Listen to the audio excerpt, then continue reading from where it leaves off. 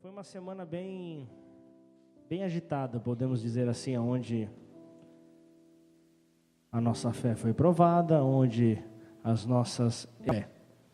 Eu quero mais fé, Senhor. Ele fala, tá bom, meu filho, então toma uma situação na qual a tua fé vai ser trabalhada. E tudo é num piscar de olhos, né? Minha esposa dormiu esses dias com a minha filha no hospital. E ontem ela me ligou dizendo, é engraçado, quando eu percebo a guerra acontecendo, eu estava preparando a palavra, na verdade, a minha sogra começou a passar mal. Olha como são as coisas. A sogra começou a passar mal com muita falta de ar. Eu falei, nossa, será que é Deus que está me mostrando alguma coisa da Sofia? Eu já comecei a pedir licença, fui já para o quarto, comecei a orar, mas já cobri a família toda. E aí eu comecei a fazer a palavra. Aí deu casa da minha cunhada, que é um pouco próximo, e explicou meio que por alto o que tinha acontecido. Eu cheguei lá, um monte de gente, várias pessoas. Eu vou dar uma resumida, mas é aquilo mesmo, é um piscar de olhos. E o piscar de olhos, ele chega a ser frações de segundo, né? Algo muito rápido. E foi nessa fração para minha filha ao lado, e eu vi que ela estava nessa situação se engasgando. Até então, televisão alta, nem prestando atenção. E eu cheguei para falar em nome daquele algo que chamou a atenção dele. E ali naquele momento, várias pessoas no quarto. E agora? Vamos para o hospital, vamos para lá, vamos para lá. Falei, não, em primeiro lugar nós vamos agradecer a Deus, amém? Nós vamos agradecer a Deus pelo livramento. Deus preparou um médico ali no condomínio, o médico veio, conseguiu reanimar a criança. Então isso é motivo de vitória. Isso é motivo de alegria no Senhor. E não há maior demonstração de alegria ou de gratidão do que agradecer a Ele. E naquele momento eu falei, para tudo, vamos orar, vamos agradecer. Depois de agradecer, façam o que acharem melhor. E assim foi. E eu tenho pensado muito nesse pequeno detalhe, como a pastora ministrou agora, acerca de detalhes, de momentos, de rapidez, como o tempo está passando. E eu tenho o costume de beber muita água. E eu acho que na hora que estava acontecendo os recados, eu não me lembro bem, eu fui ao banheiro e um irmão encontrou comigo e falou, você viu só, pastor? O tempo está voando, aquele papo de elevador, né? O tempo está voando, mas eu parei para entender, ele começou a desenvolver aquilo que ele estava falando, não era uma simples conversa de elevador, mas ele começou a falar e eu comecei a ver realmente como está voando o tempo. Já estamos aí rompendo o primeiro semestre, já realmente... E o que foi do nosso ano? O que foi de 2015? Quantas pessoas aqui dizem 24 horas no dia é pouco? Quem pensa dessa forma? Precisaria acrescentar mais, na verdade? E eis que eu estou aqui para trazer boas novas. 2015, o tempo foi acrescentado ao tempo. 1 segundo a mais, o ano de 2015 vai ter. Pode parecer muito pouco, pode parecer que não te afete em nada. Mas isso interfere em funcionamento de computadores, na rede da internet. Tanto é que eles estão antecipados há meses já buscando não ter nenhum tipo de bug, nenhum tipo de problema. 1 segundo, por causa de 1 segundo. Por causa de 1 segundo... Hoje, por exemplo, esperando a minha filha ter alta, eu estava vendo o prêmio de Fórmula 1. Por causa de 1 segundo, um piloto perde a prova, perde a pole position. Por causa de 1 segundo, o piloto pode perder o pódio. E qual a importância de 1 segundo? Houve esse ajustar, né? Tudo a ver em relação à posição com o movimento do nosso planeta, em relação ao Sol, que a cada ano vai desacelerando, então vai mudando isso. Então, a cada período precisa ser desde o ano de 72. Então, vários ajustes acontecendo aproximadamente a cada 1 ano e meio, 18 meses mais ou menos. Então, esse acrescentar, é 1 segundo a mais. E o que 1 segundo a mais poderia mudar a nossa vida? O que 1 segundo a mais poderia trazer de ajuste, poderia trazer de vitória? O que poderia mudar para nós? O que poderia transformar? E o que a Bíblia diz a respeito disso? Para isso, vamos orar, vamos chamar ainda mais a presença e o controle do Senhor sobre esse momento, amém? Curva a sua cabeça por um instante, feche seus olhos. Pai, em nome de Jesus, eu apresento aqui diante de Ti este momento, Senhor. Em primeiro lugar, eu diminuo para que o Senhor cresça, para que o Senhor possa, neste momento, ministrar as nossas vidas, trazer edificação para nós através da Tua palavra. Que o Senhor venha, Pai, em nome de Jesus, ó Pai, mostrar, ó Deus, o que o Senhor tem para nós nessa noite, Pai. Por isso vem, Senhor, sem demora. Vem sem demora falar, Pai, aos nossos corações. Nós temos, Pai, desviado os nossos olhos do foco. Nós temos, ó Pai, buscado atender, satisfazer os nossos desejos. E muitas vezes nós não conseguimos, ó Pai, dar a devida atenção que o Senhor merece, Pai. Senhor, nós somos muitas vezes, ó Pai, levados, ó Deus, pelo nosso egoísmo, a fazer, ó Pai, tantas outras coisas, ao invés de Te agradecer, de buscar a Tua palavra, de ler, buscar entendimento. E ainda nós reclamamos, ó Pai, que nós não temos tempo para orar, nós não temos tempo para agradecer, ó Pai. Por isso, muda a nossa atenção, muda, Senhor, a nossa forma de decidir, a nossa forma de nos posicionar. Segundo acrescentado nesse ano, por isso, em nome de Jesus, ajuda-nos, ó Deus, a poder multiplicar esse segundo. Sabemos que 1 segundo, dentro de 1 minuto, não é nada. Mas nós cremos, ó Pai.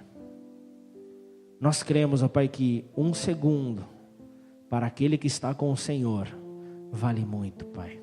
Por isso, em nome de Jesus, que nessa noite o Senhor possa nos conduzir para um caminho, Senhor, aonde nós possamos, ó Deus, ajustar, ó Pai, a rotação na nossa vida, Pai. Assim como o planeta em relação ao Sol, nós queremos, ó Pai, a nossa vida em relação ao centro da Tua vontade. Alinha isso, Pai. E isso nós Te pedimos, em nome de Jesus. Amém e amém.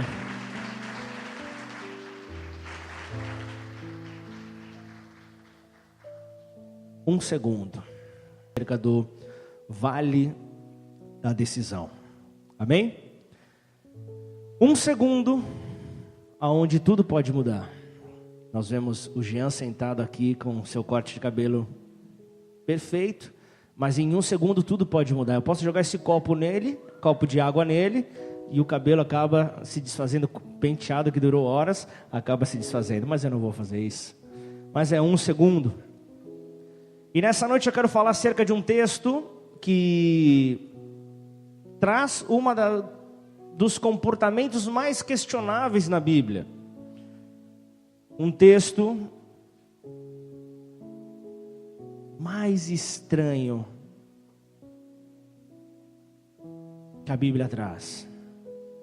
Pelo menos eu acho um dos mais estranhos. Algo que acontece antes da destruição de Sodoma e Gomorra. Alguém já leu acerca dessa cidade? Leu acerca do que contaminada? E antes de acontecer a destruição, nós vemos que em Gênesis 18, o Senhor e mais 2 anjos visitam Abraão. Porém, no capítulo seguinte, no capítulo 19, onde nós iremos nessa noite meditar, o capítulo 19 diz que apenas 2 anjos vão visitar ao sobrinho de Abraão. Como que é o nome dele? Ló. O sobrinho de Abraão, Ló. 2 dos 3 que haviam visitado Abraão, seu tio, 2 foram ao encontro dele. E ali você vê nesse capítulo que Ló recebe a esses varões, a esses anjos, com hospitalidade, porque era uma tradição que ele havia aprendido inclusive com o seu tio. Ele havia aprendido isso com Abraão, que existe a necessidade, faz isso e oferece proteção a eles, convidando eles para entrarem em sua casa. E não demorou muito para que a sua casa fosse cercada dos pecadores que haviam na cidade de Sodoma. E ali naquele momento então, era tipo eu, essa só meu pai conhece, tipo eu com 7 anos de idade, no Morumbi, gritando, vamos invadir. Lembra dessa, pai? E meu pai olhando para mim, falando, cala a boca, moleque, fica quieto. E eu lá, vamos invadir. Essa você não conhecia. E ali o povo estava ao redor da casa, declarando, vamos invadir, nós queremos abusar desses 2 homens. A depravação era tanta naquela cidade que eles viram pessoas novas, nós vamos abusar, nós vamos pegar essas 2 pessoas novas e vamos abusar. E então Ló, oferecendo hospitalidade e declarando, eles estão na minha casa, eu não posso, não entregues então às mãos da multidão. Ló então começa a buscar proteção, para que não houvesse esse abuso sexual. Se você puder, abra sua Bíblia, em Gênesis capítulo 19.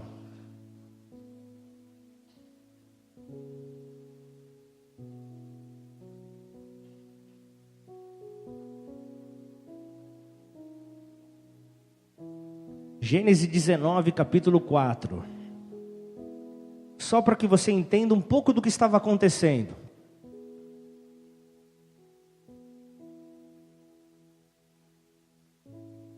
Gênesis capítulo 19, versículo 4. Se você puder, acompanha comigo na tela. Mas antes que se deitassem, cercaram a casa os homens da cidade, isto é, os homens de Sodoma, tanto os moços como os velhos, sim, todo o povo de todos os lados. Os homens daquela cidade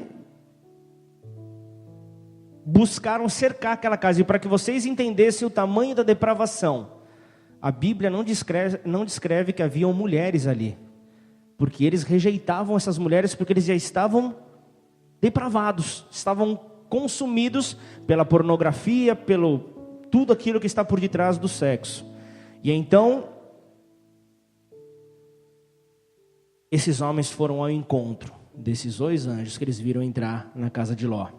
E Ló, buscando proteger a situação, Ló buscando proteger a eles, Ló, ele chega e busca uma alternativa. Eu preciso fazer com que esses habitantes de Sodoma saiam. E o que ele faz? Ele tinha ali 2 filhas virgens. Ele começa a negociar as suas filhas em troca da proteção daqueles homens. As 2 filhas no lugar daqueles desconhecidos. Vejam só como estava o coração daquele pai. Vejam só como estava aquele homem. E aí você vai ver o que eu te falei agora. Eis aqui 2 filhas tenho, que ainda não conheceram homens. Fora vou-las trarei e farei delas como bom for aos vossos olhos. Fiquem à vontade, ele estava dizendo. Somente nada façai a esses homens, porque por isso vieram à sombra do meu telhado. E conforme você for vendo a sequência do texto, os sodomitas rejeitam a proposta de Ló. Os homens ali estavam preparados para invadir a casa, como que em um milagre, os anjos ferem então aquele povo com cegueira. E dizem para Ló, para que haja proteção para ele e para sua família, porque eles deveriam deixar a cidade, porque haveria destruição sobre aquele lugar. E os anjos estavam ali para alertá-los. O momento que Ló teve, percebam a atitude. Ele vem, oferece abrigo, oferece proteção a estranhos, e ainda ele queria entregar ali as suas 2 filhas, as 2 filhas moças, para serem abusadas por uma multidão, como a Bíblia aqui está dizendo. É um escândalo para você que é pai? Para mim é um escândalo, é algo absurdo, algo que a Bíblia está declarando aqui. E nós vemos então que os problemas começam a aparecer na vida de Ló.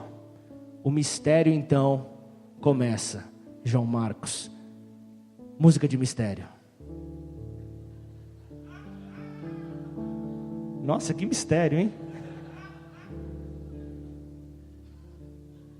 Que mistério. Olha. Ó. O mistério então começa. Obrigado, João. Aqui nós vemos então uma característica na personalidade de Ló. Nós vemos então mostrando atitudes que uma pessoa em sã consciência jamais faria. E o que eu queria trazer para vocês nessa noite, houve um momento onde Ló tomou uma decisão. Houve um segundo importante na vida de Ló, que mudou toda a sua vida. Houve um segundo que transformou os passos de Ló. Um segundo crucial. Mudou a sua história. E no continuar dos capítulos do livro de Gênesis, nós vemos a história ganhando forma. Nós vemos ganhando corpo, através das consequências geradas desse segundo que Ló abriu mão. Que Ló não seguiu a voz de Deus, a orientação de Deus, mas sim as circunstâncias, sim a sua vista. Ele não andava por visão e sim por vista. Ele olhava por aquilo que agradava aos seus olhos. Então, história, nós precisamos ir até o momento onde Abraão e Ló se separaram, onde tio e sobrinho se separaram, as famílias se separaram devido a uma briga que houve entre os pastores de Abraão e os pastores de Ló, aqueles que ajudavam a cuidar ali do seu rebanho. Então vá comigo para Gênesis, agora volta um pouquinho, capítulo 13, para que você consiga entender o que estava acontecendo em Gênesis 19, você precisa passar por Gênesis 13. Versículo 8.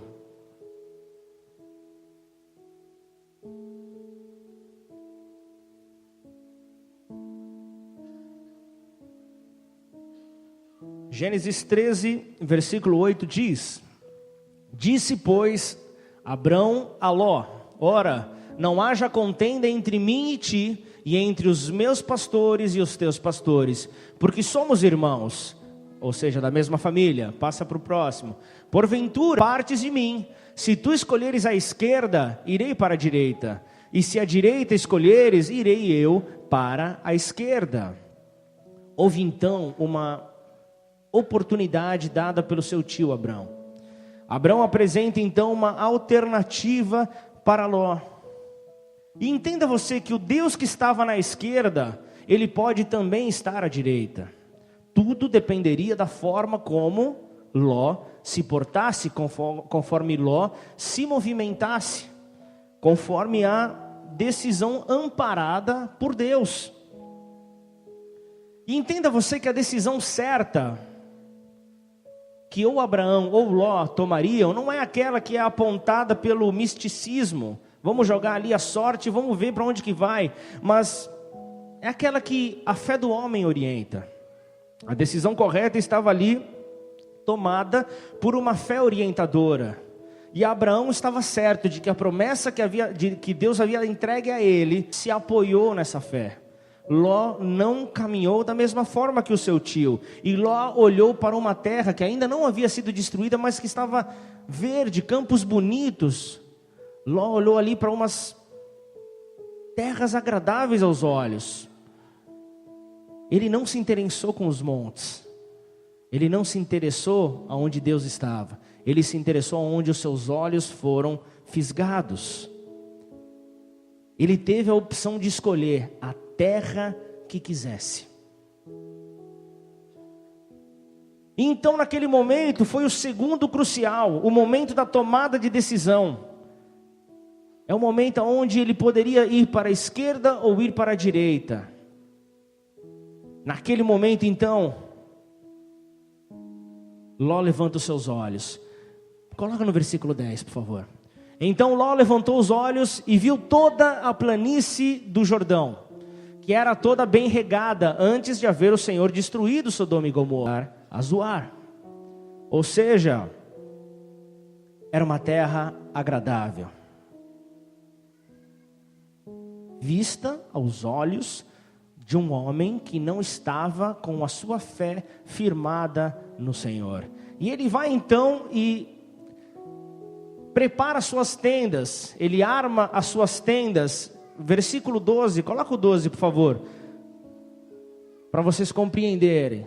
Habitou Abrão na terra de Canaã, e Ló habitou nas cidades da planície, e foi armando as suas tendas até chegar a Sodoma. Ponto, aqui é um ponto, certo? Aqui, até aqui, a Bíblia não está dizendo se ele estava dentro ou fora de Sodoma. Vem um ponto aqui, até chegar a Sodoma. Então, o que nós aqui entendemos, ele chega até muito perto de Sodoma, ele chega até a fronteira de Sodoma. E aí, com a voz do Senhor, foi o segundo que levou ele a uma cidade onde futuramente ele iria perder a sua família. Isso mostrava a sua relação com a cidade e o povo que ali habitavam, e justamente também as suas atitudes. Ló estava muito próximo da cidade do pecado. Gênesis 13, versículo 13. Ora, os homens de Sodoma eram maus e grandes pecadores contra o Senhor. E olha só, foi para essa cidade que Ló escolheu ir. O segundo que ele teve para pensar, para tomar uma decisão, queria mudar o resto da sua vida, o conduziu, por não estar amparado no Senhor, por não estar apoiado no Senhor, o conduziu às mãos da perversidade que havia em Sodoma. Homens maus. A aproximação com o pecado pode atrair contaminação àquele que se aproxima. Estão comigo? Ló estava ciente da natureza daqueles homens que ali habitavam. Ló estava ciente de tudo que acontecia naquela cidade. E por que é que então esse homem vai armar sua tenda nas fronteiras? Por que é então que o homem vai colocar as tendas e colocar a sua família em contato com aquela perversidade? Alguém já viu falar daquela expressão crente Raimundo? Aquele que tem ao mesmo tempo um pé com o Senhor, um pé na casa do Senhor e outra no mundo distante do Senhor, crendo que ele pode ser muitas vezes ativo, ele poderia viver nessa cidade dessa forma. Ele acreditou que ele poderia viver próximo aos limites de Sodoma, sem trazer nenhum tipo de consequência, tanto para a sua vida quanto da sua família. E aí um capítulo depois, se você puder pular para o capítulo 14, no versículo 12, você vê que conforme o tempo vai passando, as forças vão cessando. Conforme o tempo vai passando e você está em contato ali, nos limites daquela condição, nos limites daquele território na qual você não deveria estar, você começa então a se parecer com aquele território. E ali no versículo 12 então você vê: tomaram também a Ló, filho do irmão de Abrão, que habitava em Sodoma, e os bens dele, e partiram. Ou seja, Ló ficou cativo na cidade de Sodoma. Você vê então aqui na fronteira de Sodoma. Agora ele estava no centro. Agora ele estava no meio daquela algazarra toda. Anteriormente ele poderia se encontrar duvidoso. Anteriormente ele poderia estar indeciso em relação à cidade, mas agora Ló, ele já aparece confortavelmente habituado dentro de Sodoma. Já estava ali, cativo ali no meio, já estava habitando no meio daquela perversidade.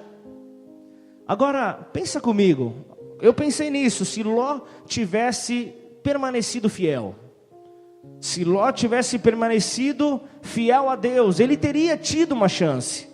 Ele teria tido uma chance se a sua escolha tivesse sido amparada por Deus, ainda que Abraão tivesse ido para a esquerda e ele para a direita, Deus estaria com ele na direita. Mas esta é a escolha feita naquele segundo onde você não apresenta a tua causa a Deus. O coração de Ló estava ferido. O coração de Ló não tinha forças. Tudo poderia ter sido diferente se ele tivesse tido uma outra postura.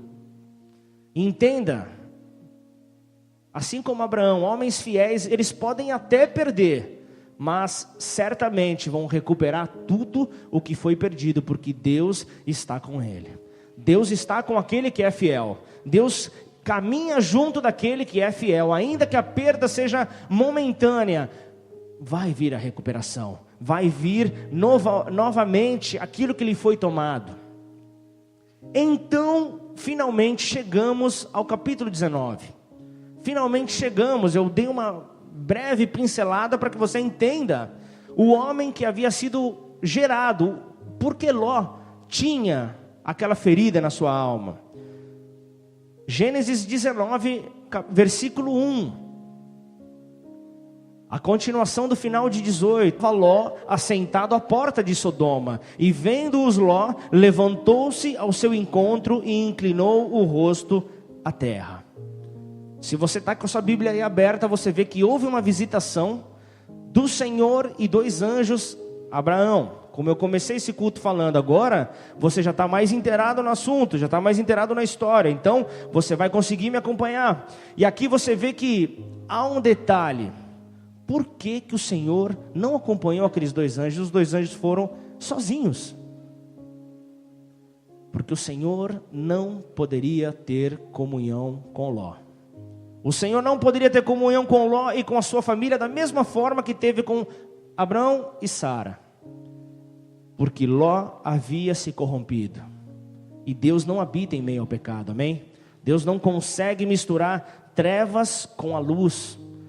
Ou o Senhor vem com a luz para dissipar as trevas, mas o Senhor não vem para fazer uma média com as trevas. Em Deus, no Deus do seu tio, a sua vida era tal que o Senhor não sentia prazer de estar com ele. O Senhor não tinha prazer de caminhar junto com ele. 2 Coríntios 6, versículo 14 ao 18 diz: não vos prendais a um jugo desigual com os infiéis, porque que a sociedade tem a justiça com a injustiça, e que comunhão tem a luz com as trevas, e que concórdia há entre Cristo e Belial, ou que parte tem o fiel com o infiel, e que consenso tem o templo de Deus com os ídolos, porque vós sois o templo de Deus vivente, como Deus disse: neles habitarei, e entre eles andarei, e eu serei o seu Deus, e eles serão o meu povo. Por isso saí do meio deles, e apartai-vos, diz o Senhor, e não toqueis nada imundo, e eu vos receberei, e eu serei para vós pai, e vós sereis para mim filhos e filhas, diz o Senhor.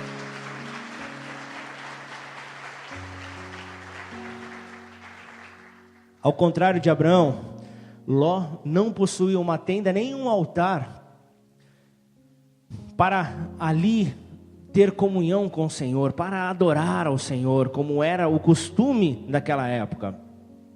E esse texto ele tem algo que passa muitas vezes de forma despercebida a nós. Só que o livro de Gênesis está trazendo uma mensagem profunda, muito significante. Quando você vê que a Bíblia descreve que Ló estava à porta de Sodoma, está passando uma mensagem para nós. Quando ele diz que estava à porta ali da cidade de Sodoma, nos tempos bíblicos, diz que somente pessoas específicas tinham o privilégio de se assentar à porta das cidades, e estes eram os anciãos e representantes da porta de Sodoma. Ló tinha uma representatividade diante do povo que lá habitava. Povo contaminado pelo pecado, enraizado até a última com o pecado. E quando Ló está no centro daquela cidade, quando Ló está enraizado em Sodoma, a transformação está completa. Ele se muda das fronteiras, ou seja, das laterais ali da cidade para o centro da cidade. Para o local onde havia a concentração do pecado. Ló então era uma pessoa respeitada já no meio daquela loucura toda. Não sei se essa é a palavra mais exata. E nessa noite nós estamos falando de um homem que acreditou que conseguiria resistir à maldade daquela cidade. Agora está intimamente ligado a ela. Na corda bamba, você pode viver próximo ao pecado, acreditando que você tem poder sobre a tentação, tem poder sobre o pecado. Então, com esse pano de fundo, com essa introdução feita, vamos pregar. Amém? Com essa introdução feita, agora vamos começar então a entender o inexplicável na vida de Ló. O inexplicável na vida do comportamento daquele homem, ao ser confrontado diante daquela multidão. Provérbios 3, versículos 5 e 6 diz: confie no Senhor de todo o seu coração e não se apoie em seu próprio entendimento. Acorda, Ló, ele estava querendo dizer. Reconheça o Senhor em todos os seus caminhos e Ele endireitará as suas veredas. Confie então no Senhor, para que haja o endireitamento das suas veredas, dos seus passos. E entenda uma coisa, Ló não era um homem mau. Forças, e a sua maior imperfeição foi não reconhecer a sua fraqueza. Essa foi a maior imperfeição na vida de Ló. Ele acreditava que podia lidar com as tentações de Sodoma. Então entenda bem e guarde algo no teu coração. Tentação não é para ser suportada. Tentação não é para ser tolerada. Tentação é para ser arrancada da tua vida. Você tem que arrancar a tentação da tua vida. Não tente lutar com tentações. Se você quiser saber um exemplo maior, o amparo bíblico, leia a história de José do Egito. José do Egito trouxe essa explicação de uma maneira clara ali. A história dele traz uma explicação. A tentação estava ali e ele saiu correndo diante da tentação. E isso não é covardia, isso é sabedoria. Amém? Fugir da tentação, arrancar ela da tua vida, para ser um testemunho sobre as nossas vidas, para que tenhamos então ido pela tentação e sim conseguir fugir dela, sair dela, sem que a tentação nos afete, sem que isso venha para nos afetar. E no momento mais crítico na vida de Ló, ele apresenta um comportamento reprovável. Ele apresenta ali tentando reconciliar aquilo que era irreconciliável, que não dava para acertar a ação daqueles homens. E ele tenta então fazer ali mudanças, ele tenta ali agir diante daquela situação. Por mais que ele tenha agido de maneira adequada, recebeu seus hóspedes, os protegeu, só que ali naquele momento, Ló reproduz a forma de pensar na cidade de Sodoma. Por mais que ele tenha agido de acordo com aquilo que ele havia aprendido das tradições do seu tio, ele estava reproduzindo aquilo que ele já estava habituado. A forma de pensar em meio àquela cidade de pensamentos, oferecendo as suas próprias filhas. Ou seja, as suas filhas tinham menos valor do que aqueles dois estranhos para ele. Estava aqui a reprodução do comportamento dos habitantes de Sodoma na vida de Ló. E posso te dizer mais, isso não ficou restrito a Ló, mas as suas filhas reproduziram aquilo que ele deixou então a sua família à exposição. Ele expôs a sua família ao contato com a cidade de Sodoma. Se você conhece um pouco da história, quando vem o aviso de que haveria então a destruição da cidade e Ló, com a sua família, é orientado a fugir. A sua esposa vai junto, as suas filhas vão juntos, porém, a sua esposa, o que ela faz na hora da sua fuga? Ela olha para trás. Era um pedido, na verdade, uma direção dada por Deus: fujam e não olhem para trás. Mesmo sabendo que desobedeceria, aquela mulher olha para trás. Então ela se torna uma estátua de sal, plantada ali em Sodoma. Ela mostra que ela era. Por isso ela tinha raízes naquela cidade. Ela não conseguia ter futuro, mas sim, ela estava presa ao passado. Ela não conseguia ver uma terra prometida. Ela não conseguia ver uma nova oportunidade.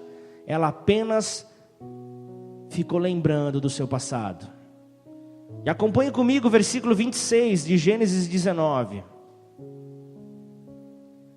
para que você veja o que está escrito.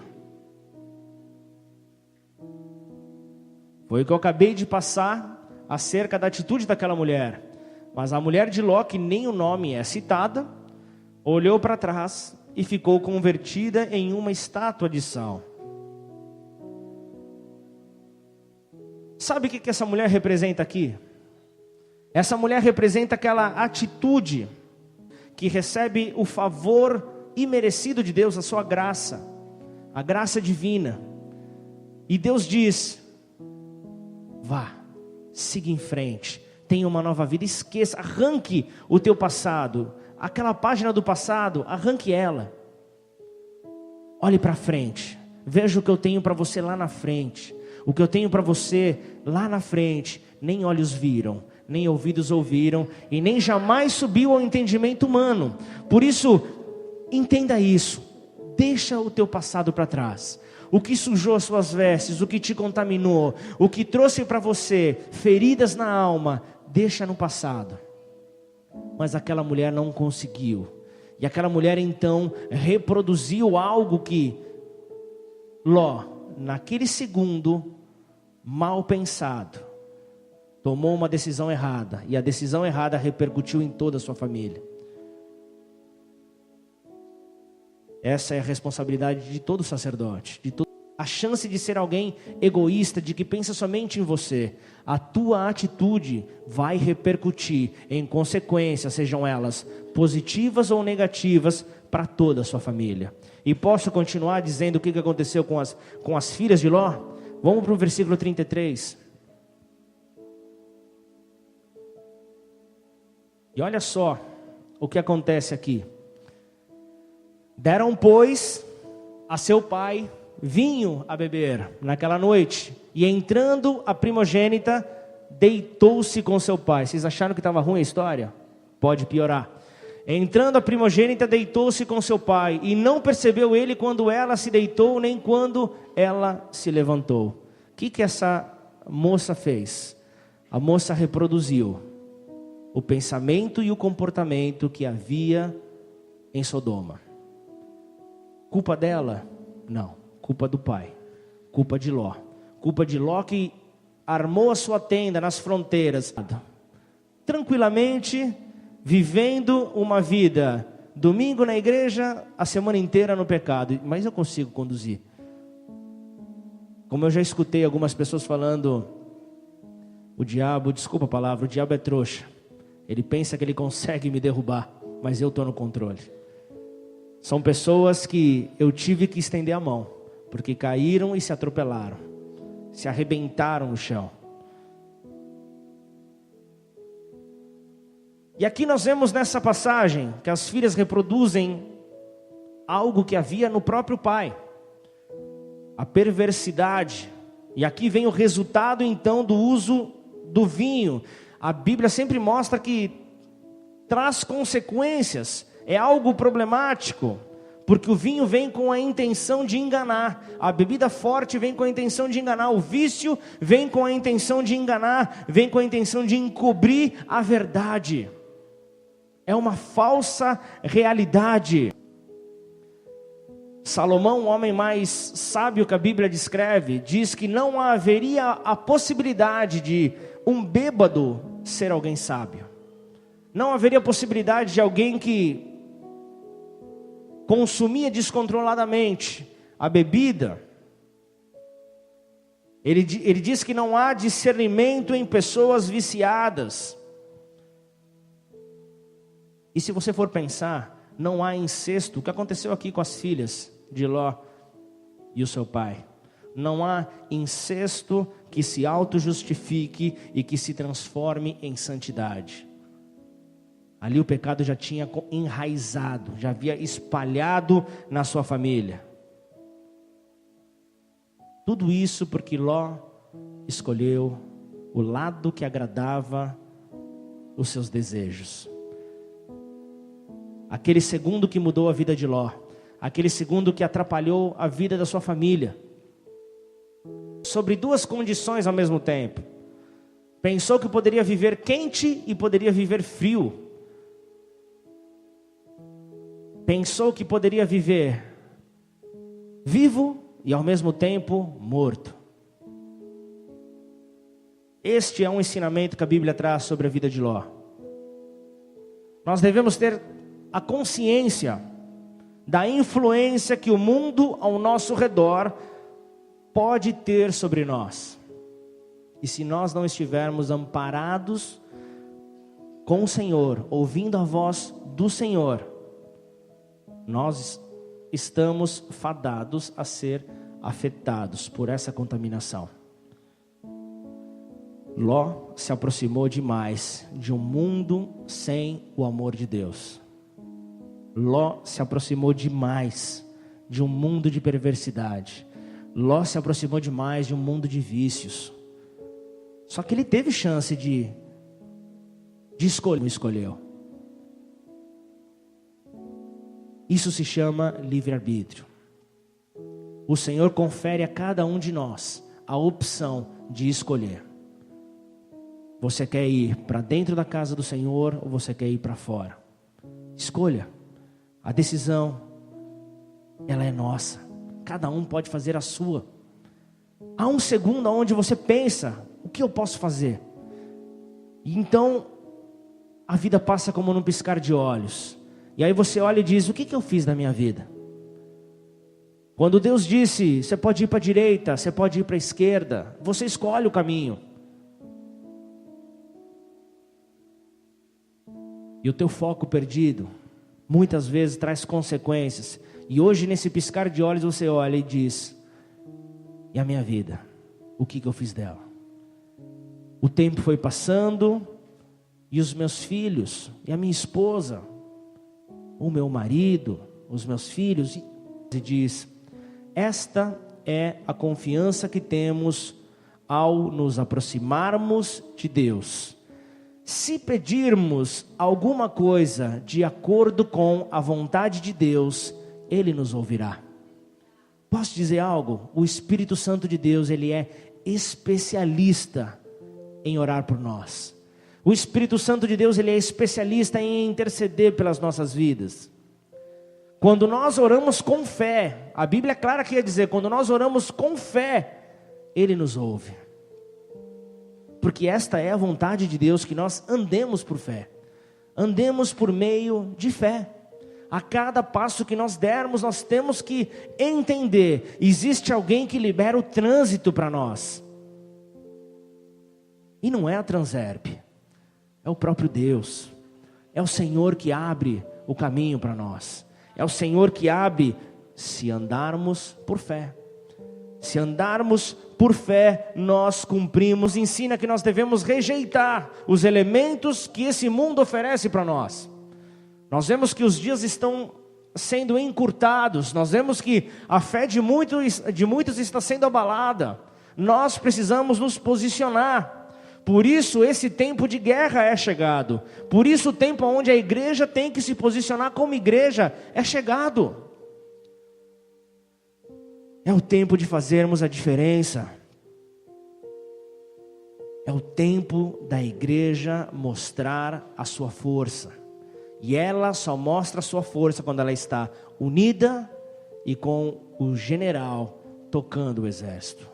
Quando nós então entendemos isso, e entendemos que somente através da vigilância nós conseguimos escapar de um triste fim como Ló teve. como a família de Ló teve, não querendo atrair isso para as nossas vidas, nós então temos a possibilidade de pensar com o adultério. Houve aquele segundo precioso, onde você olhou, você viu e admirou, seja a mulher ter admirado um homem, ou o homem ter admirado uma mulher. Houve um segundo. Agora, o que você faz a partir do segundo fará toda a diferença. Manter ali os teus olhos desejando aquela pessoa, começa a alimentar coisas na sua cabeça. Começa então a alimentar desejos, começa a alimentar aquilo que foi o início de Sodoma. Algo que começou pequeno, que foi ganhando proporções, que não tinha mais limites. Por isso, devemos fazer aquilo que a Bíblia nos orienta: vigiar e orar. Não somente orar, nós precisamos vigiar. Não adianta chegar depois e colocar a culpa no nosso inimigo. É muito fácil a falta de vigilância, aquele segundo, como aconteceu aqui com as filhas de Ló, a perversidade, usaram da bebida forte, o vício aqui representado. De repente você tem problema com isso. Você tem um segundo onde você pode dobrar o teu joelho. Você tem aquele segundo onde você pode correr daquela situação. Você, mulher, tem a possibilidade de quebrar o cartão naquele momento onde sobe aquele negócio, aquele calor, e depois diz: eu acho que é um levantar das trevas contra a minha vida financeira. Oremos, irmãos. Oremos nada, quebra o cartão de crédito. Para de ficar pensando em comprar. Eu dei o exemplo das mulheres, porque as mulheres, às vezes elas compram, mas eu conheço homens que são piores. A minha esposa me mantém na linha, porque diz que eu sou pior que ela. Eu não acredito nisso. Eu não acredito nisso, mas é uma luta que eu tenho que passar. Nós passamos junto em família. E eu não posso, se eu extrapolo, eu não posso jogar a culpa no diabo. É um planejamento financeiro. Eu preciso compreender e mudar as minhas atitudes. Ah, mas eu não sei como. Me falta sabedoria. E eu como Abraão, como você que ama a Deus, conhece um Deus que é fonte de sabedoria. Tiago 1,5 diz: se algum de vocês tem falta de sabedoria, peça a Deus, que a todos dá livremente, de boa vontade, e lhe será concedida. Amém? Deus dá com generosidade sabedoria. Então a sabedoria que te falta para poder, no segundo preciso, tomar a tua decisão, que vai mudar o teu caminhar, vai mudar a tua família, vai mudar a tua história, a tua vida com Deus, Ele tem essa sabedoria para te dar. Mateus 26:41 diz: vigiai e orai, para que não entreis em tentação. Na verdade, o espírito está pronto, mas a carne grita pelo retrocesso. A carne grita dizendo: eu quero ficar, eu quero permanecer, eu quero me manter nessa situação. Só que entenda que enquanto o espírito humano estiver disposto, porém a alma inconversa, a alma rebelde, a alma insubmissa, a tua vontade não consegue, a carne não consegue agir, a sua decepção será grande. Não adianta você querer tomar uma decisão enquanto a tua carne estiver puxando o freio de mão. Você não conseguirá assumir compromissos mais sérios. E posso te dizer algo, nessa noite eu quero dizer sobre algo mais sério do que eternidade. Você consegue me dizer algo mais sério do que isso? Aonde é que nós iremos?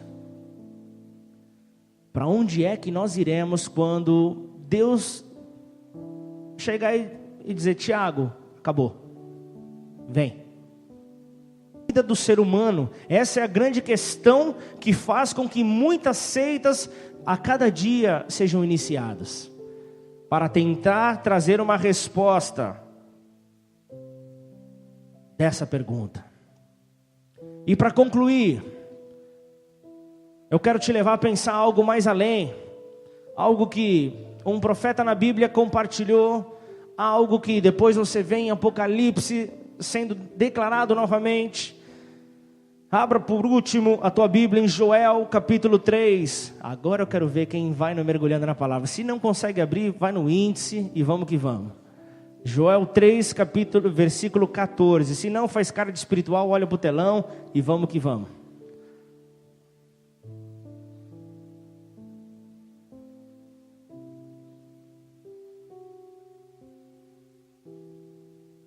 O Ministério de Louvor deu esse chocolate para mim? Obrigado, não precisava. De quem que é? Ah, então é teu.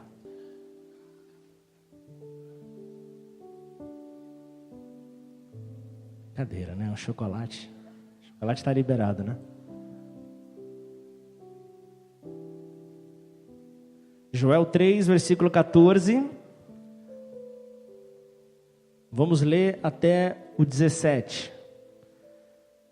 Multidões no vale da decisão, porque o dia do Senhor está perto, no vale da decisão. O sol e a lua escurecem, e as estrelas retiram o seu resplendor. E o Senhor brama de Sião, e de Jerusalém faz ouvir a sua voz.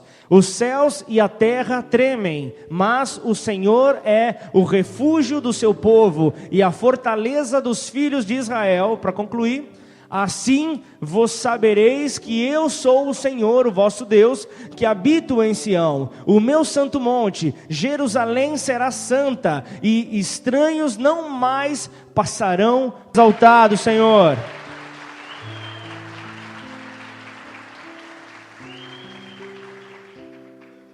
O profeta Joel aqui estava falando acerca da batalha, a grande batalha do Armagedon.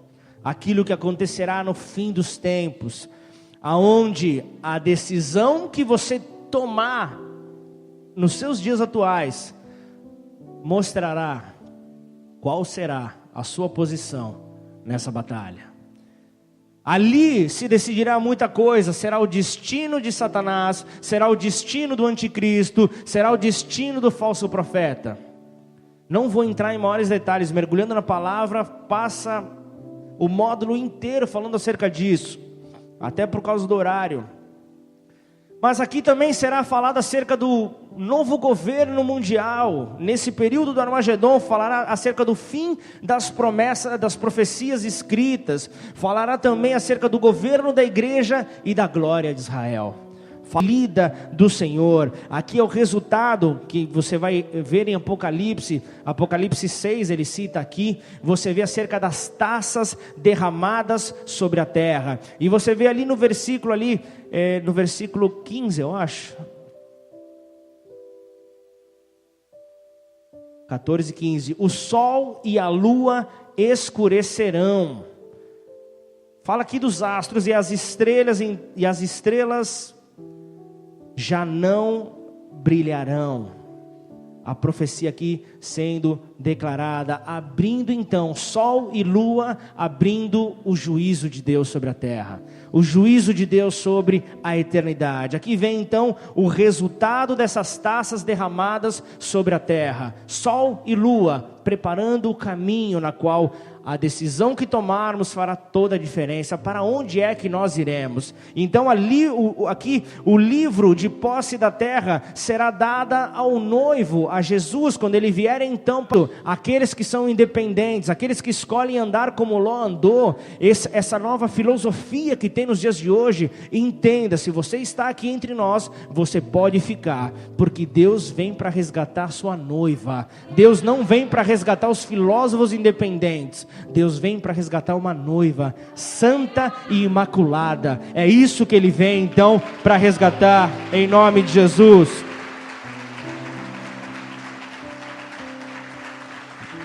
E quando esse livro é dado ao noivo, você vê que ele vem e ruge como leão, como nós louvamos aqui nessa noite.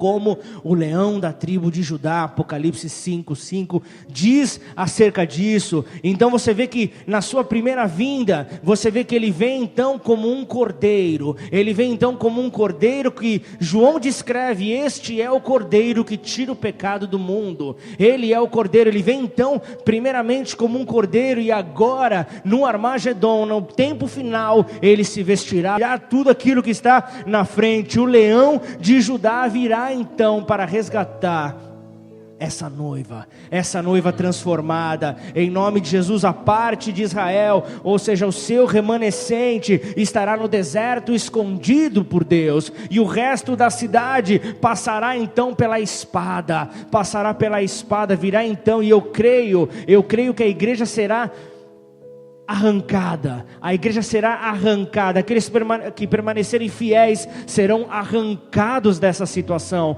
serão arrancados dessa luta, mas nessa situação, nessa ocasião, nós vemos aqui o profeta Joel descrevendo que Deus será o refúgio e fortaleza para aqueles que são filhos.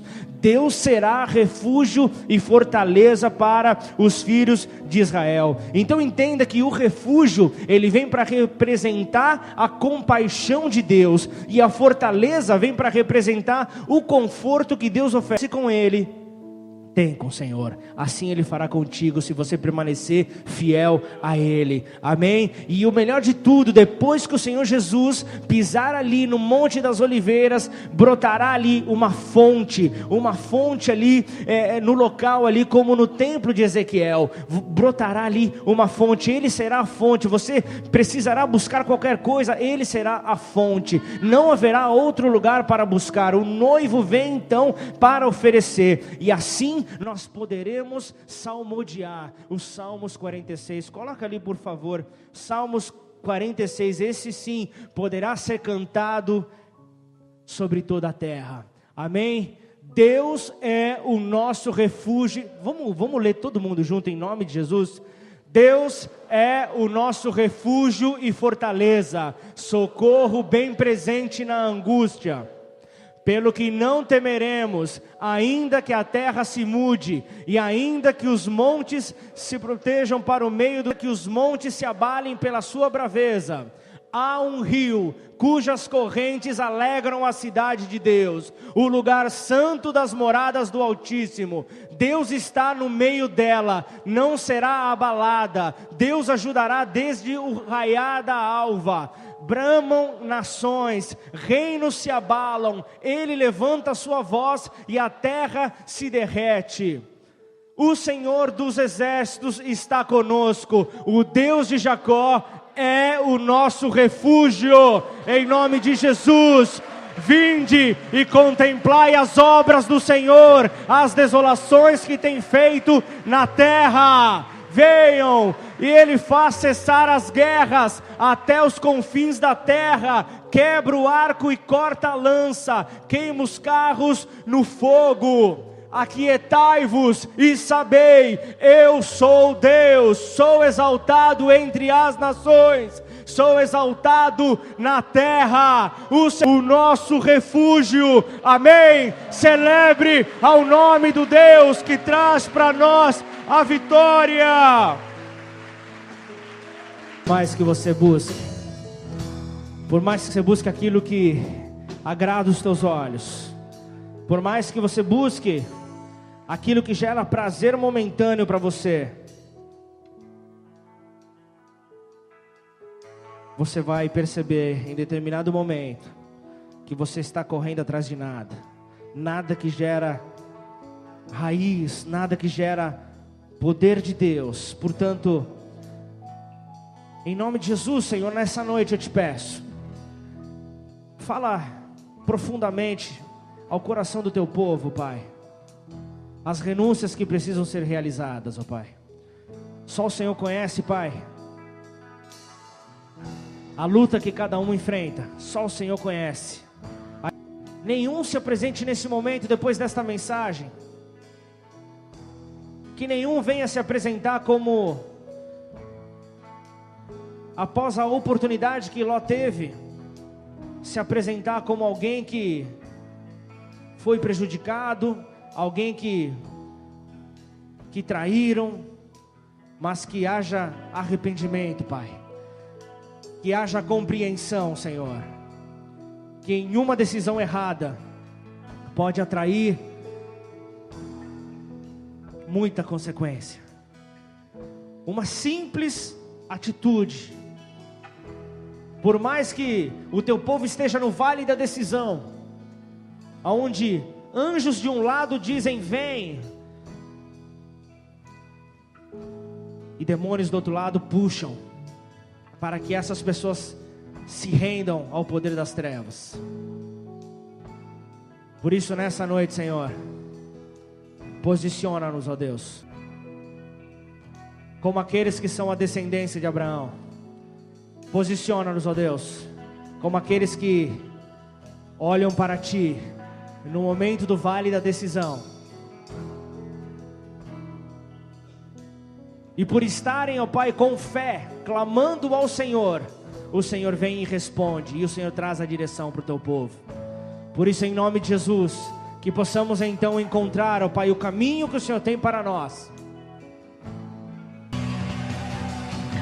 Eis que o Senhor coloca diante de nós dois caminhos, o caminho da verdade e o caminho da mentira, o caminho da fidelidade e o caminho da infidelidade.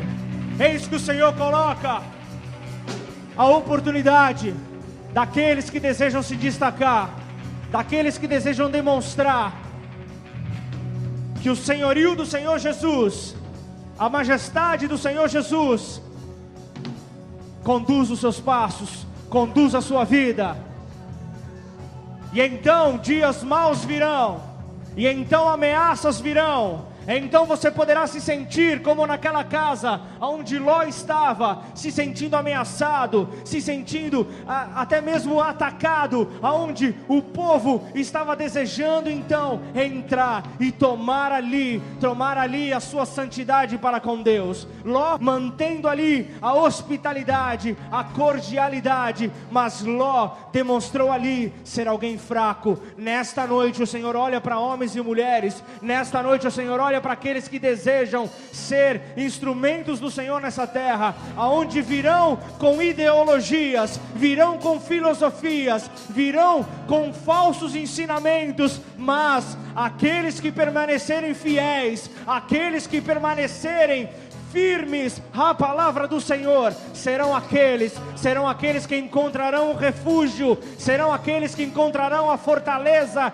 que vem do Senhor, serão aqueles que não serão levados para um lado ou para o outro, mas manterão firme as suas convicções e não serão corrompidos pelo tempo que está por vir, pela falsidade que está para ser implantada. Em nome de Jesus, como igreja, nós temos então que declarar que nós cremos. Abraão creu, sabendo que para onde ele fosse, as promessas o seguiriam. As bênçãos do Senhor seguem aqueles que creem. Portanto, em nome de Jesus, que esta seja uma noite onde você se posicione apenas em crer. A minha posição é crer. Eu desejo apenas crer, mantendo assim o reino de Deus e a justiça dele como a minha prioridade. Passarão quantos segundos forem e eu tomarei a decisão certa. Portanto, em nome de Jesus, você que nessa noite recebeu essa verdade, você que nessa noite recebeu esses princípios, nessa noite você não deseja caminhar como Ló caminhou, comece então a dar o seu brado de vitória aí, comece então a exaltar, a exaltar, a exaltar.